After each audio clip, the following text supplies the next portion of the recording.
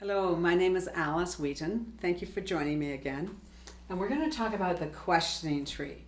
Most people agree that salespeople talk too much. In fact, they talk 4 minutes out of 5. Now, I call that showing up and throwing up. Customers think, shut the bleep up, get the bleep out of my office, and then they ask for a proposal. Oh, but they can't say that, so they ask for a proposal rather. And what happens is that salespeople leave, they think they created interest, but in fact they have a punishment proposal where the client has no intentions of ever seeing that salesperson ever again, and that was just a polite way to get them moving out the door. And so how do you overcome that? How do you overcome our instincts, our personal need to have the answers, to get control of the meeting by talking too much? Here's how we do that. Think of it as a tree. So you have your main question. And when you ask your main question, then the client is going to give you an answer.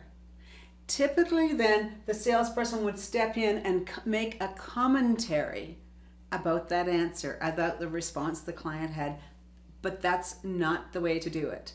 The way to do it is continually pull the client towards you, keep them engaged by then using their answer to seed question number 2. Now in question number 2, they're going to give you their answer, and again we seed that for question number 3. How exciting is this? Now you think, well, when is it ever going to end?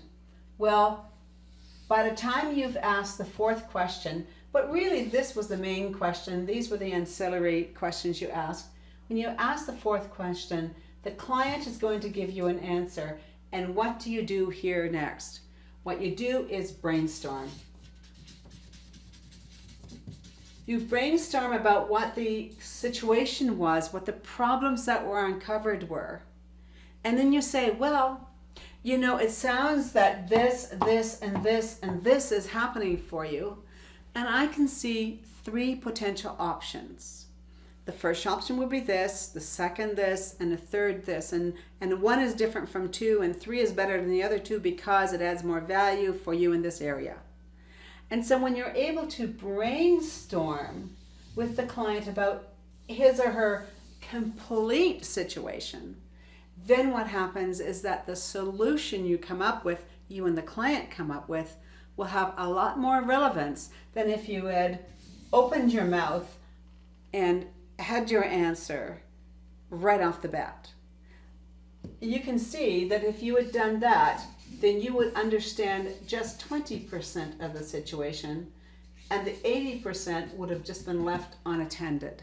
Any suggestion, any recommendation you make without going through this process here, I guarantee you, is not going to win you the deal. If you create a proposal based on just this 1 question and 1 answer, you may as well have written a check to the client for your time, because you're not going to be getting the deal back.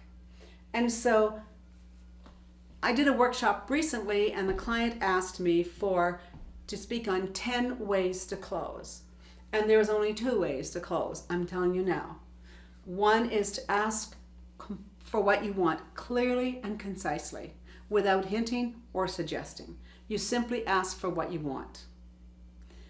And the 3rd one is to brainstorm, come up with 3 potential solutions, engage your client with and discussion at each solution, and then say to your client, which one would you suggest? Which one works for you best? And when the client say, well, option 1 works best, you can say, why is that? And then you have a whole lot more information. So thank you for being with me today. I appreciate that. And until next time, good selling. Bye for now.